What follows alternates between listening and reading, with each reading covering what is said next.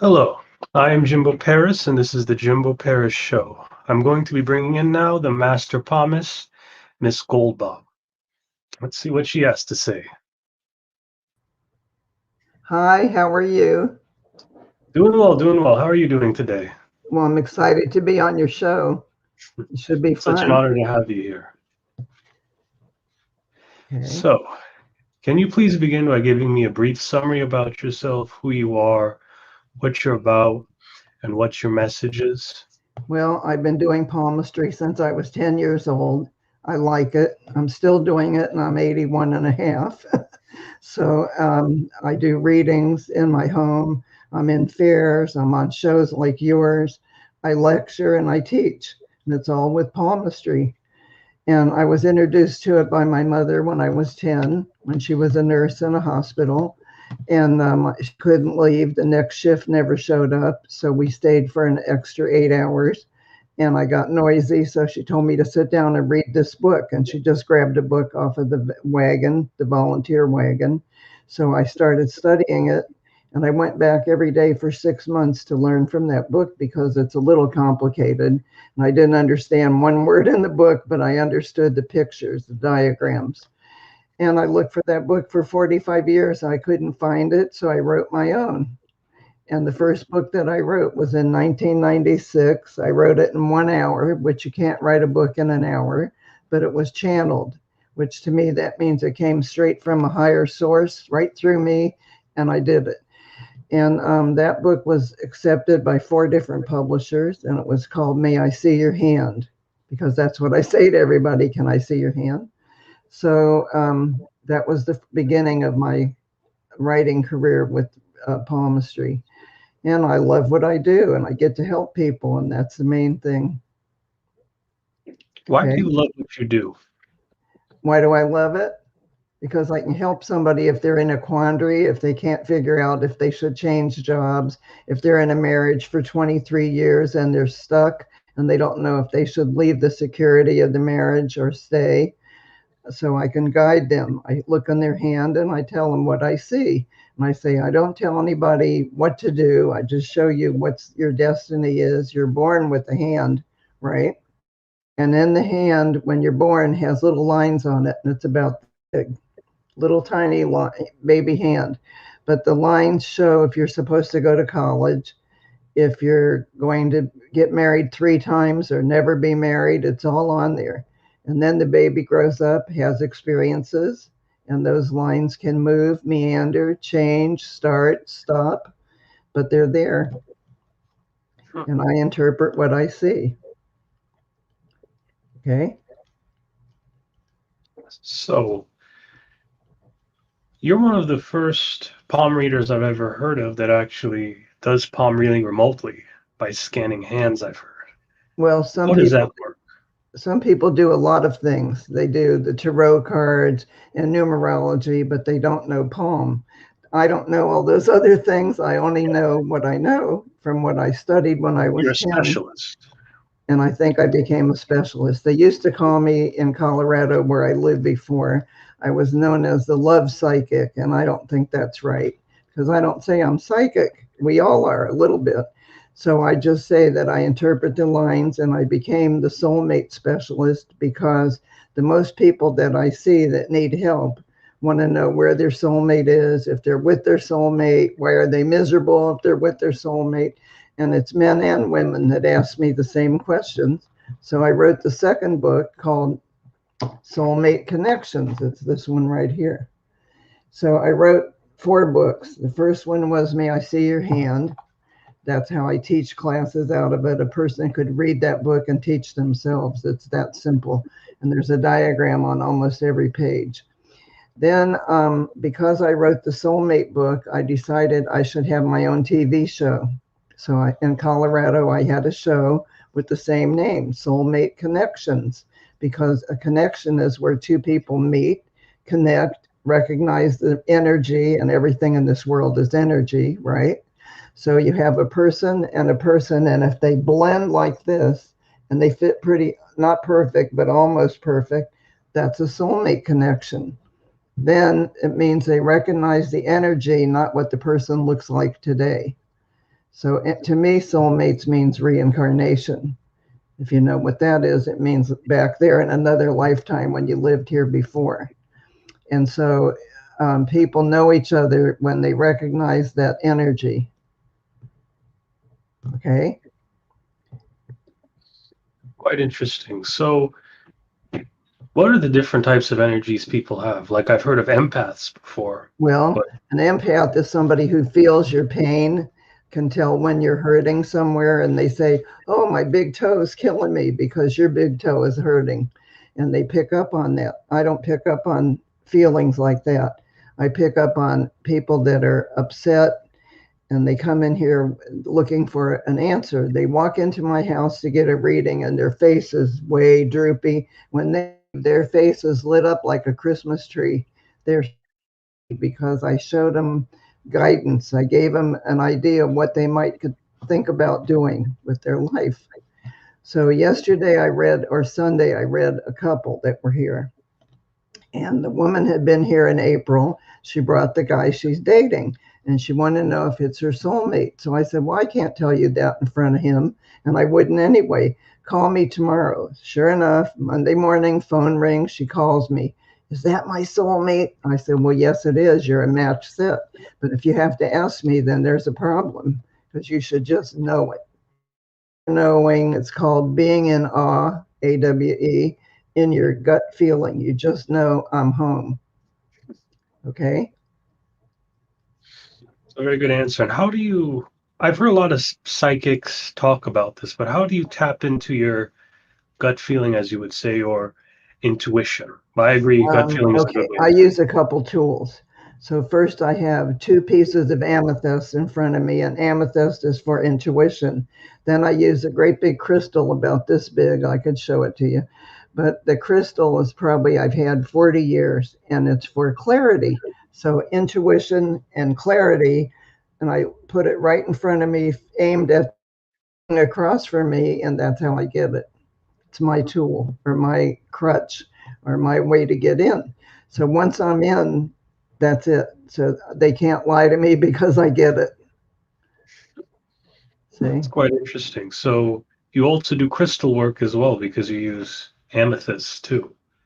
Right. So I use pink quartz if somebody's hurting and they have pain, and that's physical pain, not mental. And that's when I use that. And I say to them, here, I'm going to break off a piece. And I give them a chunk of mine. And I say, take this home with you, put it under your pillow or keep it in your purse. Man, I say, keep it in your pocket. And that will help you. And it does, it works. I don't know how or why. I just know pink quartz is a healing component. So Has a you provide, yeah, so you provide other services as well. So you do psychic readings, but you also do healings and cleansings too. No, I don't do that. Okay.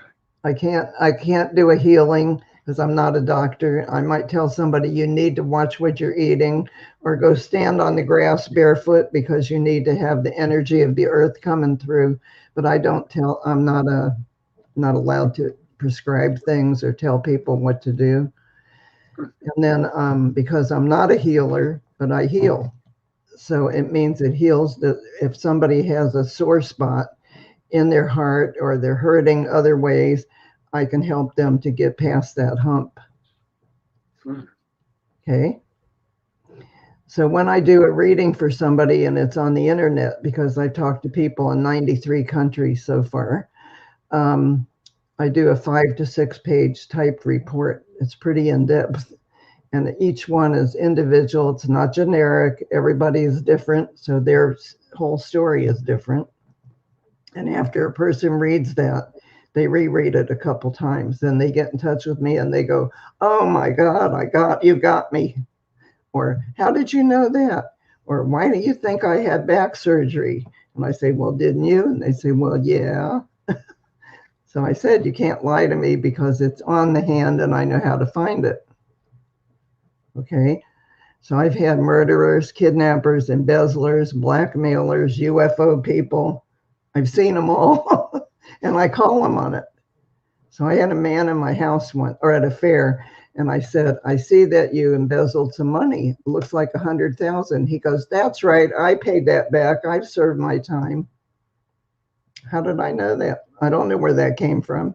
I blab it out, but it was right. I was right on the money there. So with palm reading, do you actually have to, how does the reading sort of work technically? Is it more difficult than tarot reading, or is it more intuitive?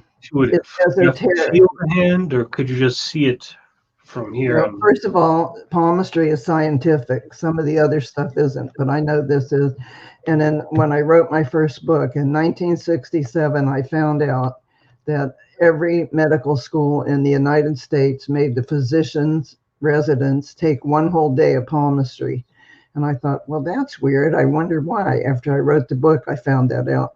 So I looked it up, and it's because they can look at a newborn baby's hand, their little palm, and see if there's congenital heart failure, if the kidneys are formed right. They can see everything they need to see on a little tiny palm. So that makes it scientific as far as I'm concerned.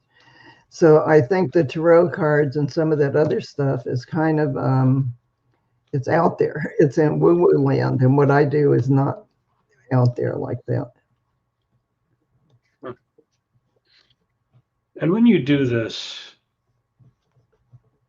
do you ever have any challenges or misconceptions? Like, I know along this route, you must have had some struggle learning palmistry and the science of it. What were some of your bigger? When I started reading people, I wasn't very good. I got maybe 25% right when I was a 10-year-old in the 4th grade. By the time I was 20 and married the first time, I was getting 50% right. Now I get 90 to 95% right, because I'm not perfect. I never said that. You know, if I was perfect, they'd call me God. So I'm not. I miss on a few little small details sometimes, but I'm pretty close to almost right. What are some of your best client success stories?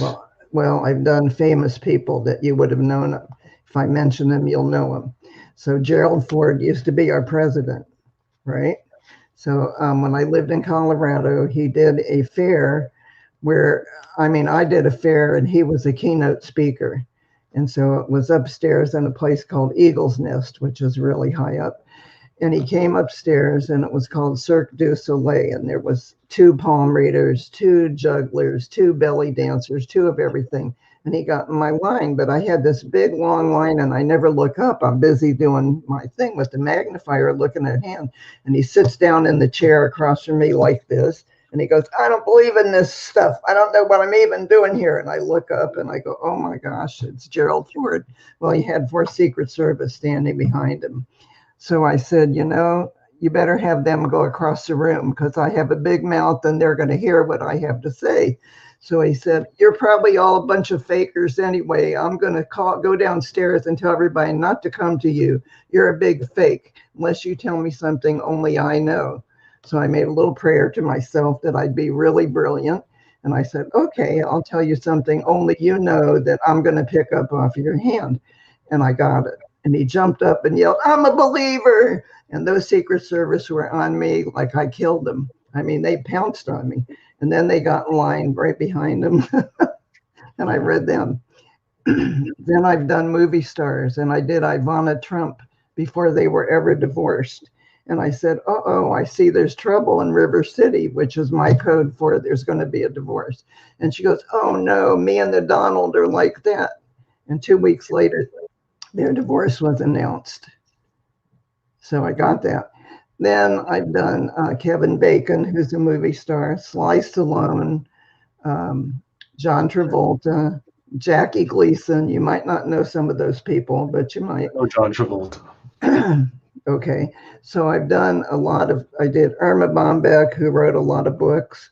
I did Phil Donahue, who used to have a TV show. He was a daytime show that he was on nationwide. So I've done a lot of people and every one of them were successful. Every one of them had a career path and their head was this big And when I'd read their hand, they became human. They came right back down because I put them in their place. And I'd say, now let's not get all crazy here. Let me just see what I can get. And I would get them. And I got most of them 100% or close to it. Well, the interesting thing I find about palmistry is that, do you ever get blockages? Are there ever people that are very hard to read? I only had, out of the 57,962 that I've read, 2 I couldn't read. And both of those people said, yeah, I heard that before. And everybody I ever go to tells me the same thing. And that's not a blockage with them. It's their hand didn't have the right material for me to look at. It was a blank. It was like somebody took an ironed their hand and all the wrinkles were gone, or all the striping was gone. There was nothing there, both of them, which is just a weird phenomenon. Okay. So I read a lot of people, and everybody I've gotten except those 2. And I keep track of every reading. So does the condition of the hand actually affect how it works? Like, for example, my hand has calluses a bit. No. Take both hands and fold them up like this. Fold your hands up in front of your eyes, and tell me which thumb is on top. What thumb right did thumb. The left or the left right? thumb, my bad. And aren't left. you right-handed? Yes. I know that. From looking into your eye, I knew you were right-handed, but that says you were born left and you got switched. See, whatever thumb goes up first is who you really are. That means you do things a little different than some other people. Would you admit that? Yeah. Well, yeah, I own this podcast. But it means you think, you see that you can visualize, or you can see things, or you can decorate a room, or whatever it is, with your own flair, your own style, your own whatever it is that makes up you, that isn't like everybody else. It means you're unique. Okay. So my left goes up too.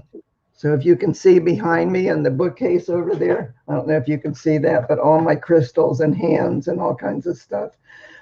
People my age don't have collections of rocks and crystal balls and all that, but I do, because that's my thing. That's my joy over there.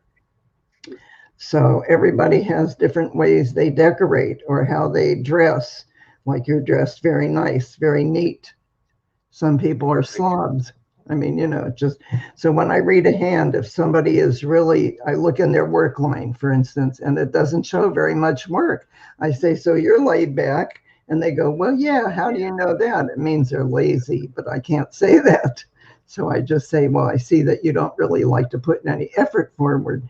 And they go, yeah. That's the kind of line. So I do 5 basic lines, and they're the lifeline, or you wouldn't be here if you didn't have that. The love line, which everybody wants to know about, work, reproduction, and then the wrist has bracelets on it. And if you put your elbow on your stomach, your right hand, put your elbow up against you, raise your hand up towards your nose so you wrinkle it like that. Wrinkle okay, now look at your wrist, and you should see a bunch of striping. You see a couple rows, maybe 2. yeah. I can't see it from here, but okay, so each row represents 25 years. First row is 0 to 25. Second one's 26 to 50. I have a whole mess of them because I'm way past that. See, I don't know if you could make that out or not, but these are what we're, so each row here, each row represents 25 years on everybody.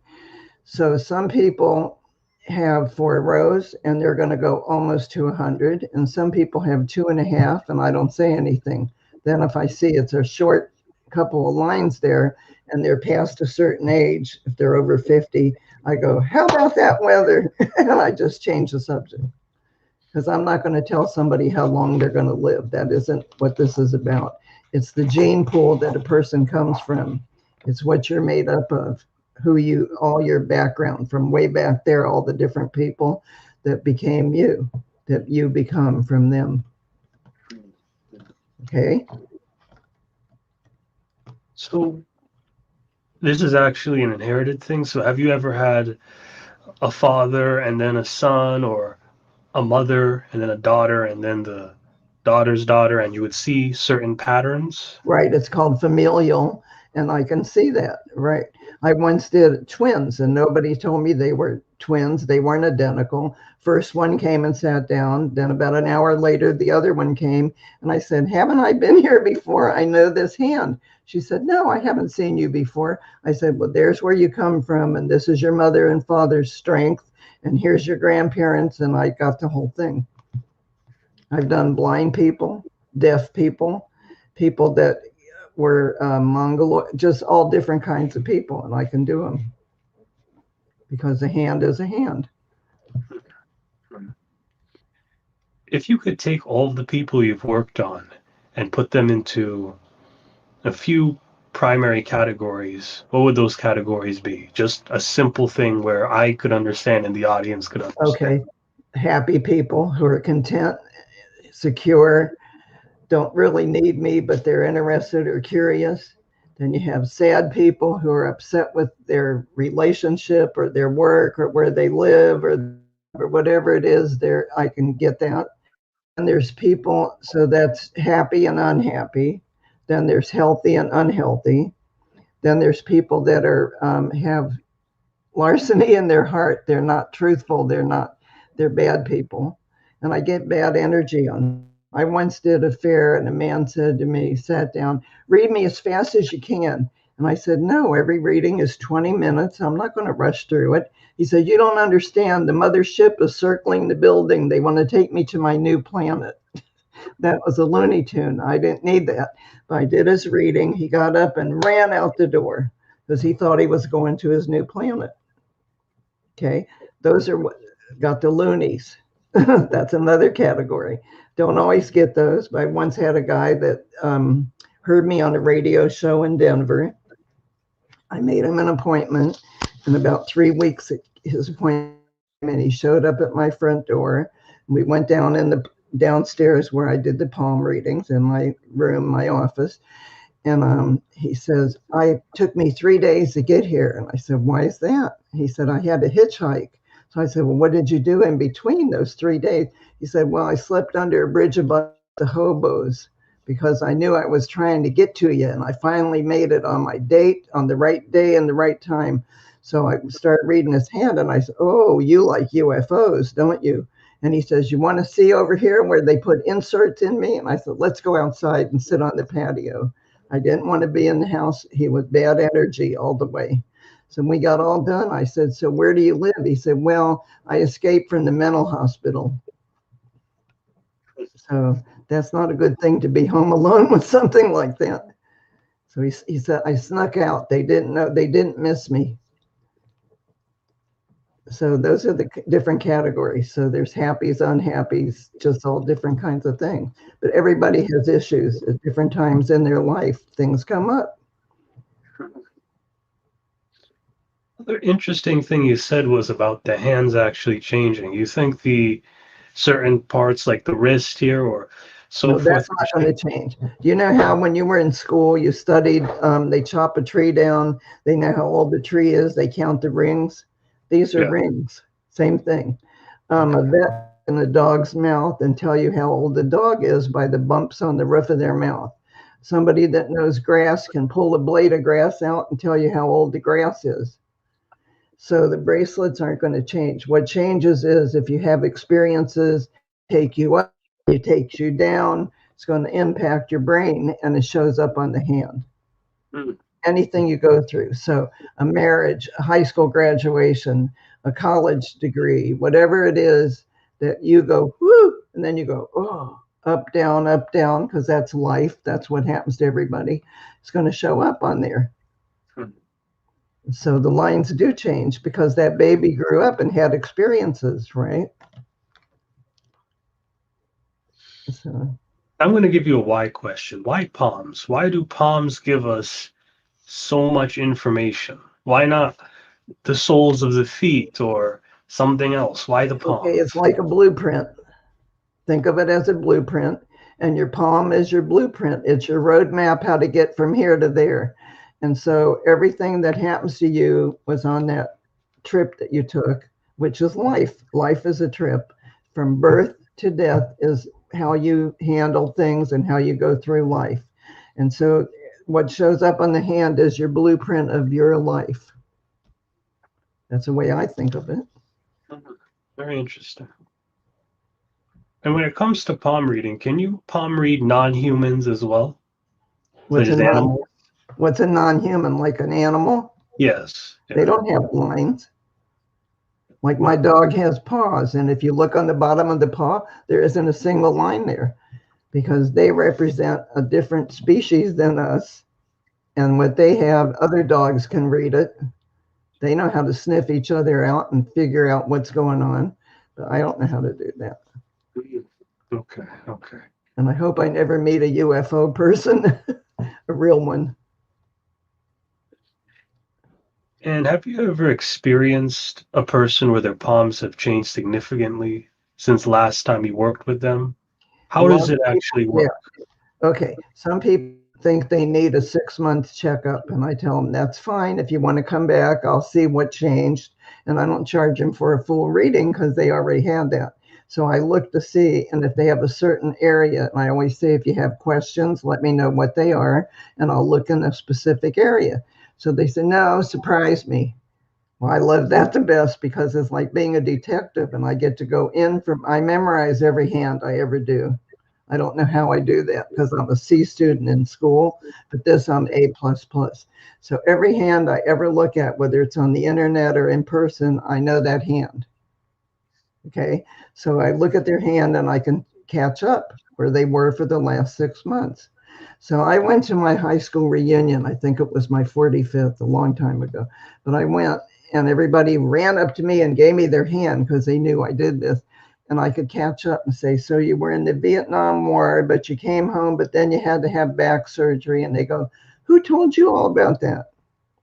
I just get it. I get it from looking at the lines, and then it comes to me.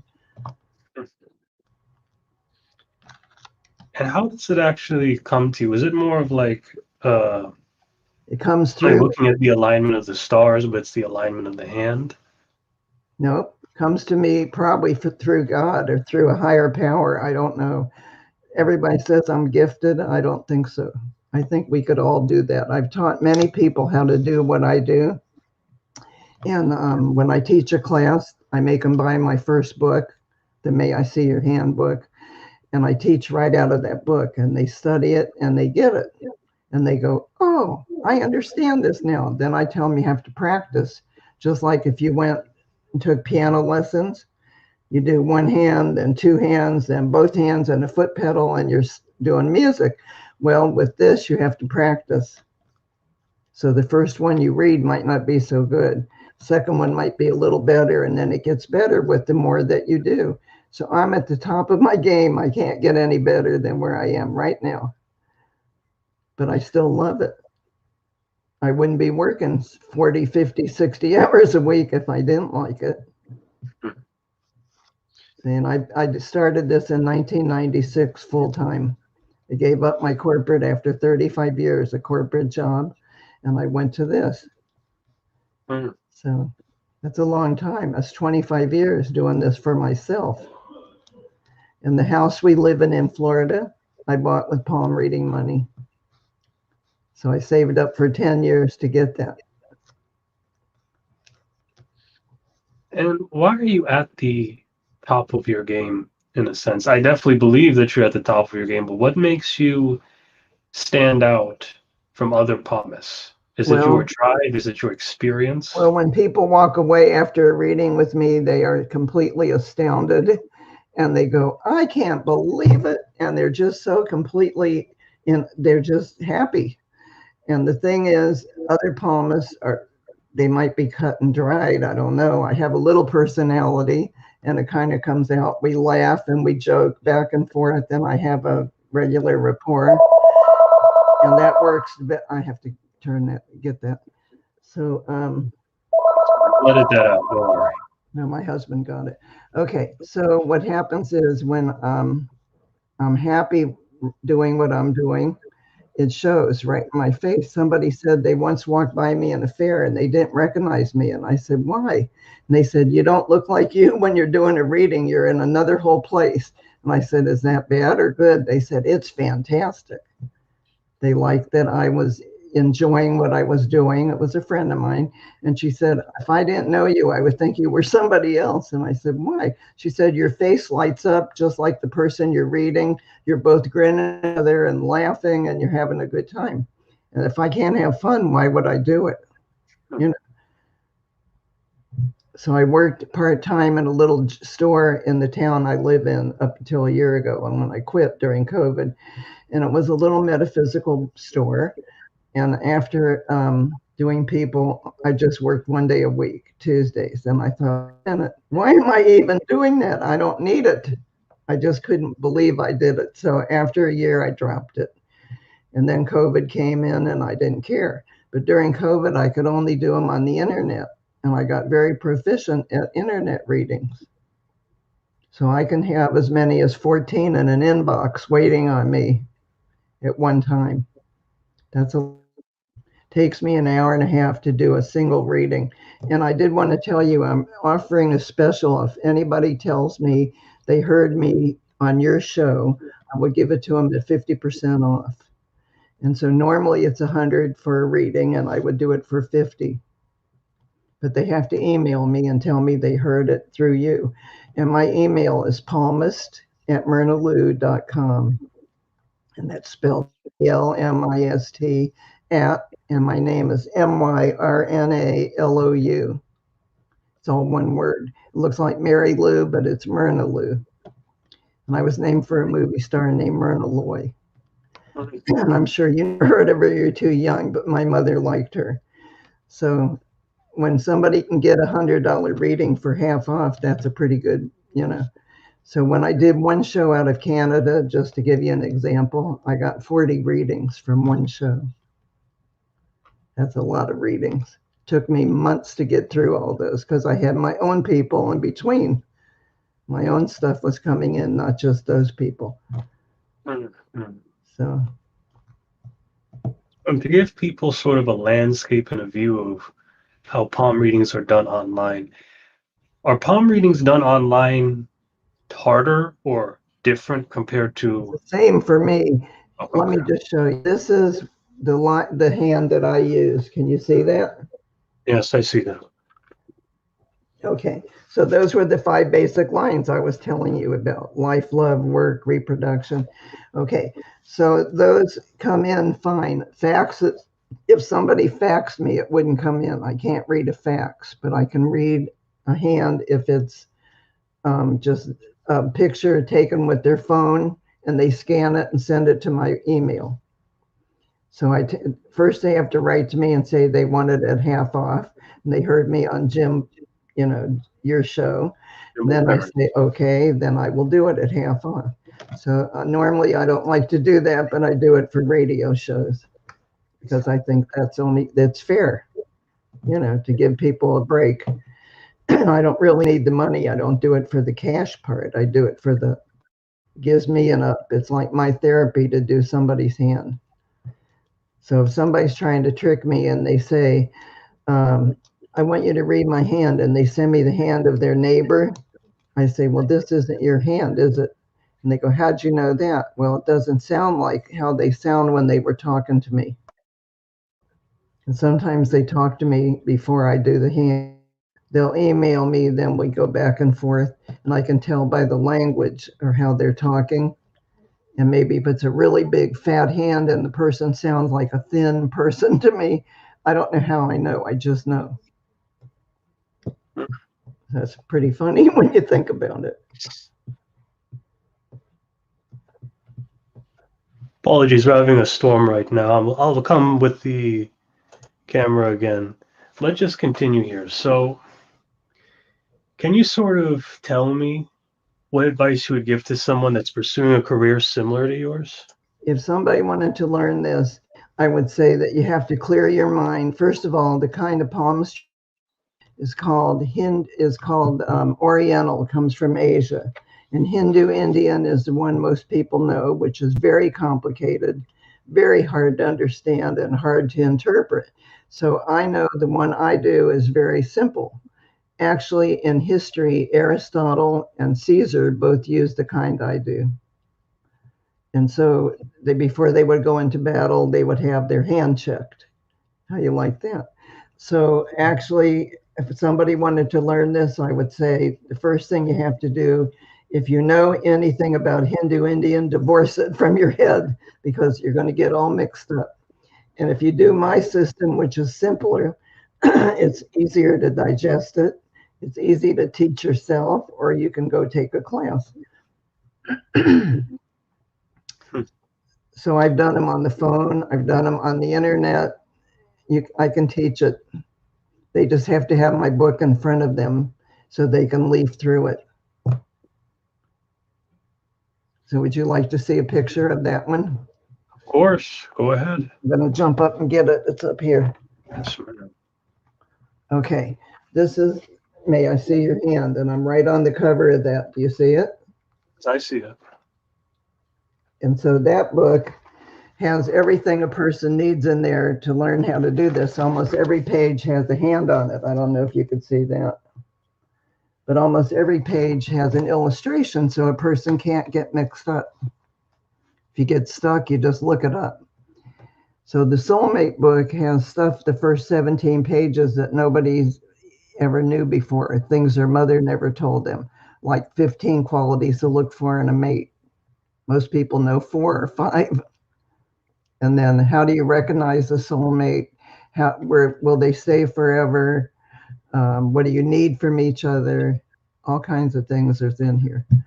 So then I wrote another book that was just not love and romance. It was everything else. And that was the murderers and the kidnappers. And that one was called The Diary of a Palm Reader. So 1997, the May I See Your Hand book came out. I'm still doing book signings with that. I'm still doing classes every time I can get 10 people together, which isn't very hard to do. Then the Soulmate one came out in 2003. The Diary came out in 2004. And then I was so busy doing readings that I didn't have a chance to write until 2014. And then I wrote my first novel with the palm reader in it. And it's called Cruise to the Other Side. And it's about a cruise ship and a mother and daughter. And it's kind of interesting. And the mother dies. She falls down the atrium steps and she dies in the medical center. And it's just the whole thing. It's all metaphysical. And I had more fun writing that one than all the others put together, because when I was typing that and writing it, I kept looking behind me. It was creepy. And I kept thinking the mother was standing there. So. Why do you think that was happening? Because I was so into it. My mind was in with the characters and I didn't realize I was sitting and typing. One night I was typing, I started at 10 at night, and the next day at 5 o'clock in the morning, I was still typing. And my husband walked in and said, "My God, have you been sitting there all night?" And I said, "What day is it?" I didn't even know where I was. I was completely lost in my characters and the storyline. So. And why do you like writing so much? What sort of... That's what my degree is in writing. I went to school for journalism. And so to me, it's easy where other people struggle with every word or every paragraph and they cut stuff out and throw it away. I love everything I write and I don't have any trouble doing it. So they say, write about what you know. And this is something I know. This is like coming out of every pore of my body. So I wrote about palmistry. Now I'm writing another one about a cruise ship and a kidnapping of a 2-month-old baby by a nanny on the cruise ship. So I'm only halfway through that one. So when that one's done, I'll get a publisher again. And what sort of fuels and influences a lot of these themes in your stories? Is it the experiences you've had as a palmist, or are these more... Some of it is, and some of it is my imagination, because it's pretty wild. I have a pretty vivid imagination. And some of it is from different people that I've met. They're conglomerate parts of different personalities that I put together to make a character. And how do you make a character per se? Well, you have to have, first of all, it was a mother and daughter who went on the cruise. So the mother, I used my mother as a sample, as an example, but then I took other parts from other people's mothers to make it a different person. Then the mother was 62, the daughter was 30. So I took the daughter from a couple of my friends' daughters and I mixed up some of their characteristics to make her. Then I had them sniping at each other and arguing and fighting and all kinds of things. And I don't know in real life that really happened. I just made it up. But the palm reader in that story is on one of the islands, and it took a cruise to the Caribbean. And the daughter says, "You better go back to the ship. We're arguing. I think I want to be alone." And she walks down a side street and she sees a native woman, throwing shells, which is one of the things people can read shells when you throw them out. And so she stops there to see what the woman was doing. And she said, "My grandmother reads palms. She's in that room back there. Do you want to go in?" So she goes in the store with her. The grandma can't speak a word of English. So the granddaughter translates for her. And what she hears is, "You better go back to the ship right away or something bad's going to happen," which doesn't happen in a real hand. You can't see that. But I made that up for the story. So she gets back in time to talk to the mother with the deathbed scene in the medical center before she actually dies. So the new one I'm writing is going to have the FBI involved since it's a kidnapping. Because they get called in, it'll be in an American waters when it happens, either Panama or Costa Rica or Puerto Rico, somewhere where they'll call them in. So as an author, are you self-published? No, don't have to be, never have been. So the first one was by a publisher called Woman in the Moon in California, but she went out of business. So that was a mistake. 4 publishers wanted it, and I went with somebody who quit. So then the next 2 were with Infinity Publishing, which is not self-publishing. It's a company them to put the book in a format that's book form that makes it this size like this, a regular book.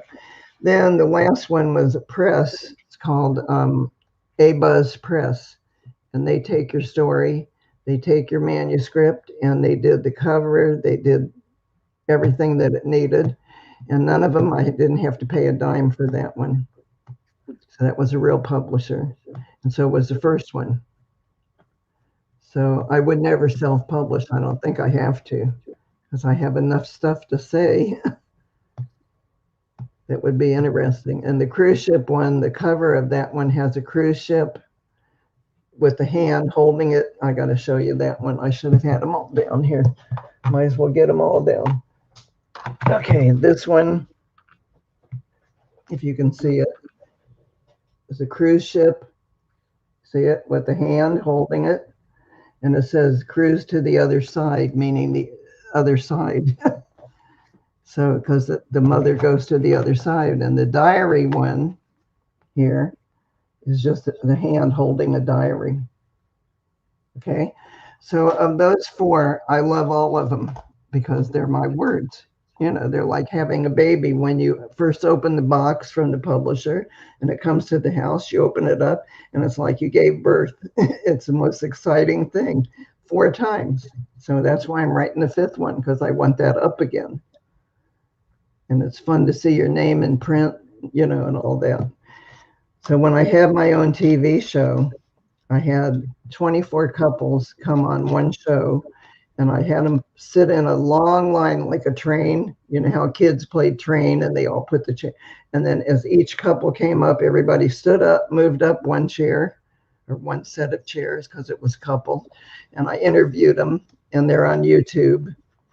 I'm all over the internet. If you Googled my name, you would get 28 pages, which is a lot of stuff that I've been in over the years, but I never quit. So that's the thing. I was going to retire, and how can I? If you like something, why would you quit it? I would be bored. So And I think we need to go more in depth into this, but how did you make this transition from being a skilled palmist to a businesswoman that's actually using her Well, skills that's to the thing. go Some of the everything? people that are in metaphysical fields are in la la land. I don't know where they are, but they don't have a business head, and I have both. So when I'm doing the palm reading work, I'm doing There you the go. work, but I also pay attention to details and I know what I'm doing and I keep records. That's how I know how many people I've read. So when I was 10, my sister was 6. She's now 77. To this day, she walks with her hands behind her and she doesn't want me to look. But I know her hand by heart. Remember, I told you I know every hand when I see it.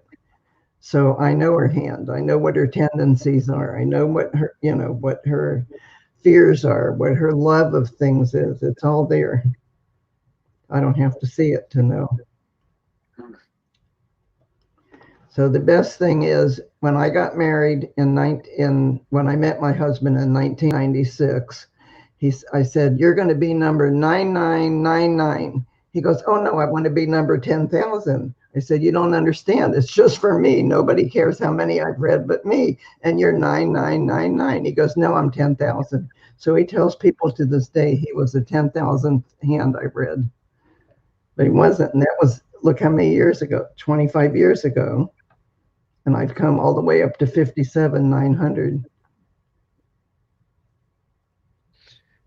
And when you read all of these hands and you look back at it, how does that make you feel? Well, accomplished. Like I got something, I help people, and it's an accomplishment for me. And I also get the up out of it. So what else? I don't need anything else. To me, that it's like I said, it's my therapy. It helps me if I'm helping somebody else. And that's important because you have an actual track record to look back on. It's not just about other Well, things because with money, yeah, it's important, but you can't really carry that within you in the no, same but way you some can with people are here today, gone tomorrow, or they do it for a year, get bored, and quit it. And I never got bored yet. My own mother once asked me before she passed away, "Aren't you bored with this yet?" I said, "Every hand is a plethora of ideas and stuff and juice. How could I get bored? I like it." And it's like playing a mystery, unraveling the mystery. And people try to hide things, and I get them. I say, "So you have a secret safety deposit box. How come your wife doesn't know about it?" "Oh, who told you about that?" I say, "Nobody. I see it right here in your hand." But the worst thing that ever happened, one time a man came in my house, bounced down the steps, said, "I'm married 25 years. How about that?" And I said, "Congratulations. Please sit down." I started looking at his hand and I said, "So I see that you see your secretary 3 times a week in a motel." Jumps up and he goes, "You're not very good. It's 5 times a week." So that was bad because I couldn't have blurted that out. And how much information could you actually dig up on a person? Is there certain types of information a person can hide, Well, I sort could of like go a 4 hours fingerprint? on one hand. That's how much information is on there. But when I do a reading over the internet, or if I do it in person, I do it in an hour because it's a back and forth and I'm talking to the person. When it's on the internet, they're not talking to me. It's just a blank hand on the screen. So I study it with my magnifier and I start making notes. Then I type it all up. That's why I said 6 pages typed is a big thing. It takes me an hour and a half to get to that, but each one is different. So there's no set thing. And I just, push a button and give them somebody else's reading. It has to be their hand and their stuff. Yeah. So I love it. It's because sometimes I uncover some pretty fun stuff. And I think that's another thing as well that may give you an edge over other palm readers. You actually love what you do, and Well, because of that, you're consistent. right, but when I do big fairs, when there's maybe 100 readers there and we're all in this big giant room, there could be 5 palm readers.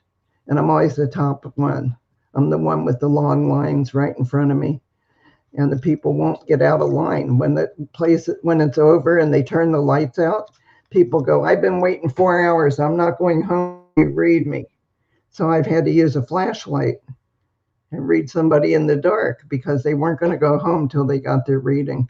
Or I've done it in my car at the parking lot. And I plug in my recorder into the lighter in the car. Cars used to have a lighter thing that you'd plug in, and I could read them and record them in the car before or after a fair. So I manage. Very interesting. And is the right hand and the left hand going to give you different readings? Can the left hand look completely different? Because you were born left-handed, you're kind of different, and so am I. I have to read both of them.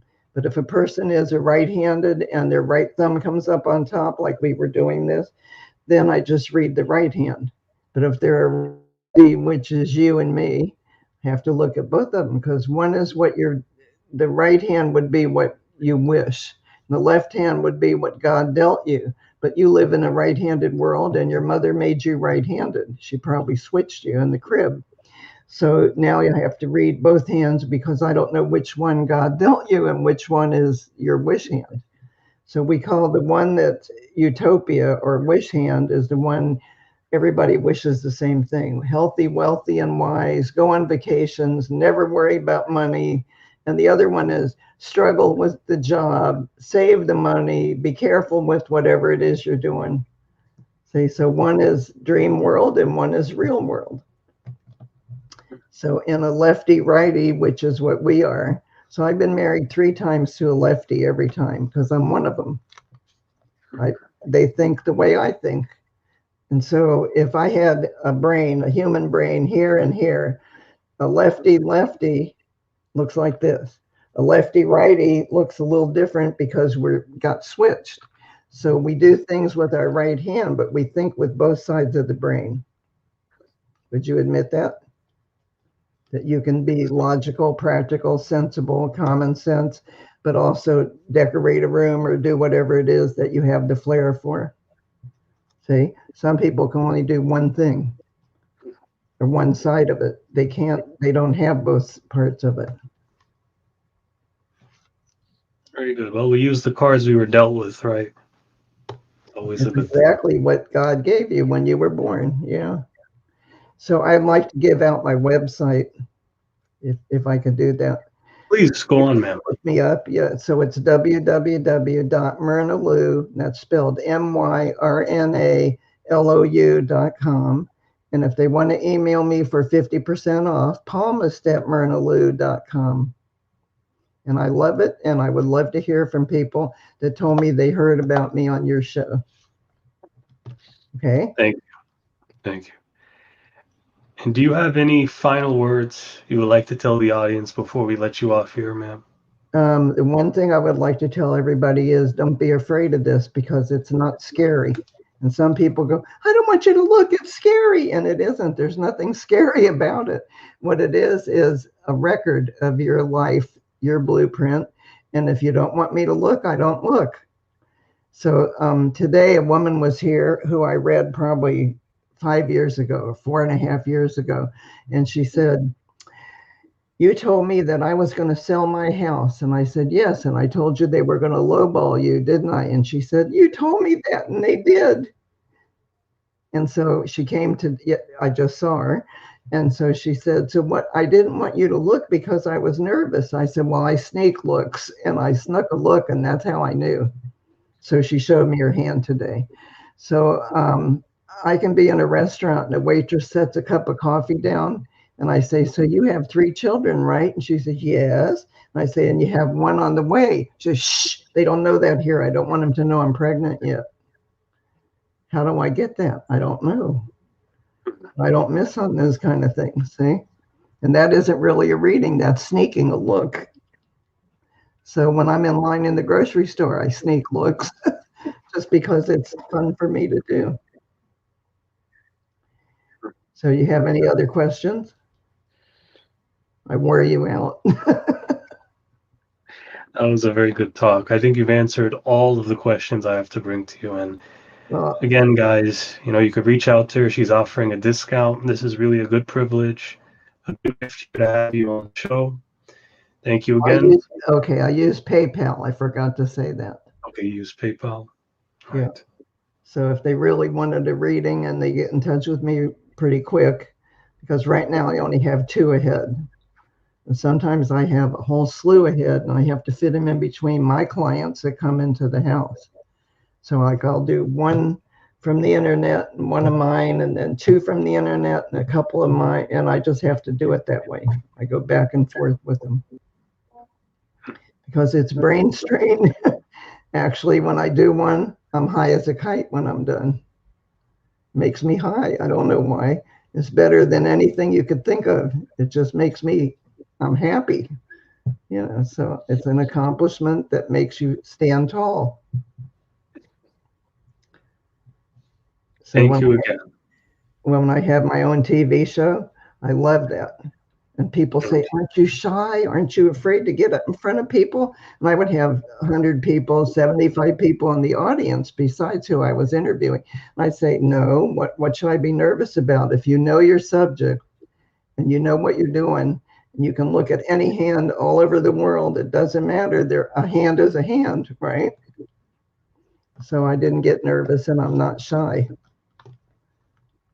So that's why I said I wore you out with the interview.